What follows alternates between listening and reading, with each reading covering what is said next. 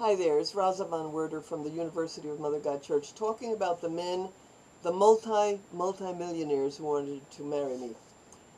Uh, so the third of the multi-millionaires, I told you already, the first one was Mickey Hargitay, the husband of Jane Mansfield, the lover of Mae West, the husband of Jane Mansfield, and then he became my lover when she was dead, and when Jane Mansfield was dead, not Mae West. Mae West lived on for a long time, and he wanted to marry me. He's the father of Mariska Hargitay from Law and Order. She was then 3 years old, three years old. I remember him telling me about her. I didn't meet her, but he was telling me about her. He was taking care of her. He was a good father, wonderful father, and a wonderful lover, wonderful man, just wonderful man. So he was the first one, and I decided no. The second one was Milton Bradley Scott, a big advertising man who was infatuated with me, and his butler kept telling me, call him, call him, call him. And I explained that I let that relationship go by because I was chasing after James Brown. For a while, he was infatuated with me, James Brown, until he realized how serious I was. And then he treated me very badly. He rejected me very badly, and I was so brokenhearted, I almost died of a broken heart. But that's my pattern. That's the way I am. That's my pattern. I go through severe post-traumatic stress whenever I'm in love, deeply in love. It's happened to me several times, in different degrees of torture and pain and despair. But it all came because of my dad, and not because of the men as individuals, but because of I'm reliving the trauma of losing my beloved father, okay?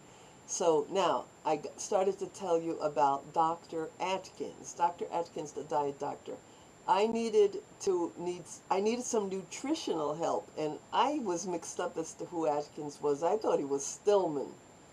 So I went to Atkins, and they always make you disrobe. They don't anymore make you go through that shit because they realize it's shit. But they always, back in the day, up until I don't know how long ago, they'd always make you take off half your clothes, all your upper clothes. So when he came in, and I'm sitting there, and I guess he asked me to take off my robe, and when he saw my breasts, he said, he's reached out to me, he says, "Are those real?" And I grabbed his hand, and he was shocked that I did that I prevented him from touching my breast. And he was like so stunned, and it was like out of breath. He sat down. He said, "But I'm a doctor." I said, "I did not come here for you to examine my breasts. I came here for a nutritional problem. And I had a digestive problem." And so later, when I was in the waiting room, he came in. He came in sneakily because he wanted to meet me. And he started talking to me about his next book, and that he would like me to write a chapter in his book, his next book, like a chapter on exercise and bodybuilding, because he could see I was in perfect shape. That was like, I think it was 1981. If it was past that, I'm not sure. It was either 81, no later than 84, but I think it was 81. Okay, so he took me to dinner, and as soon as the dinner was over, I said, "I have an appointment and I got to go," because I knew he was going to try to get me back to his apartment, because I met him in his apartment. It had an elevator, private elevator, not an elevator for the public, only a private elevator. Went up there, it was on Sutton Place. You know, there's Fifth Avenue, and the most exclusive little street off of that is called Sutton Place, Sutton. And he was like, I don't remember how many floors up, quite a few floors up, huge, sprawling apartment, modern, very, and he was an art aficionado. He had this ugly art all over his apartment. And I said, "Why are they so ugly?" He said, "That's what sells."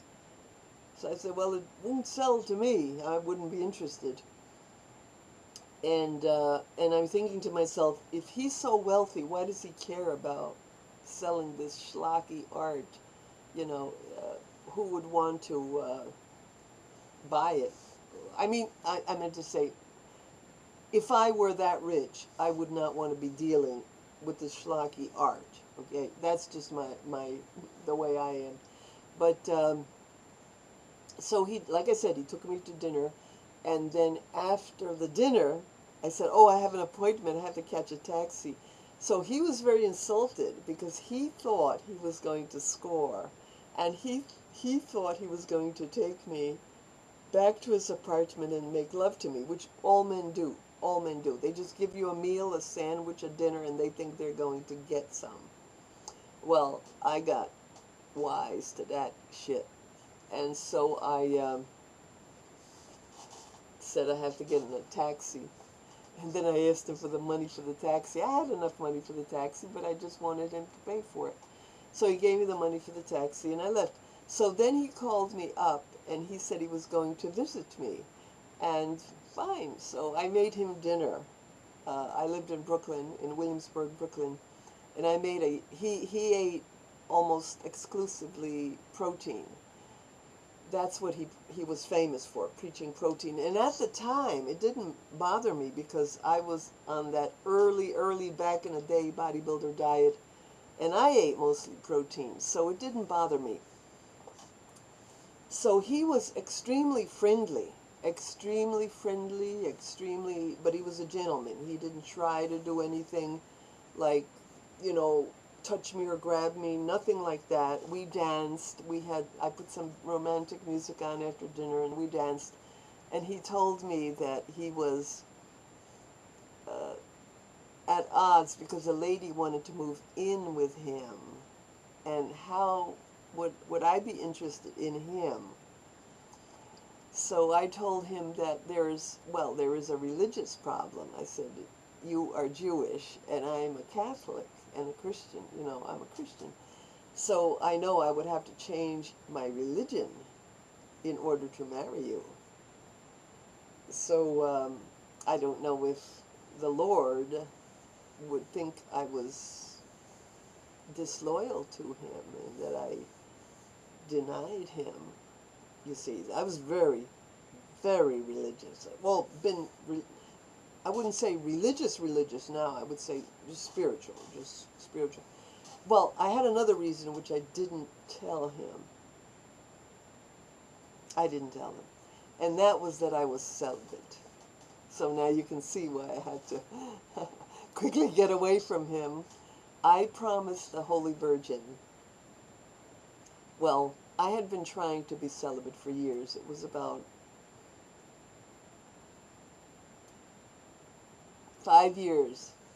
5 years I had prayed and tried and took temporary vows of celibacy, like a few months, and then once a year, a whole year. In 1975, I became celibate.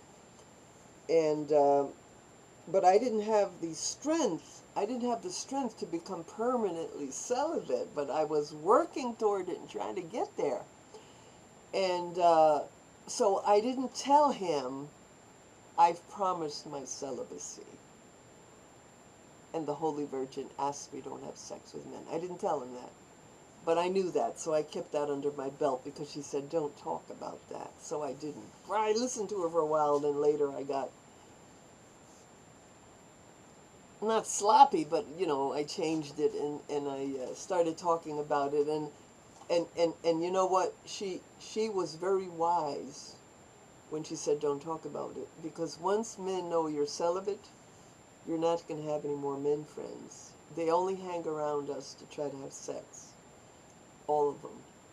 And I lost all my men friends. Now later I got back some men friends who were really, really angelic, saintly men. And that was John, the lawyer, and Richard Von Werder, my husband. They were saintly men. But I could not marry Dr. Atkins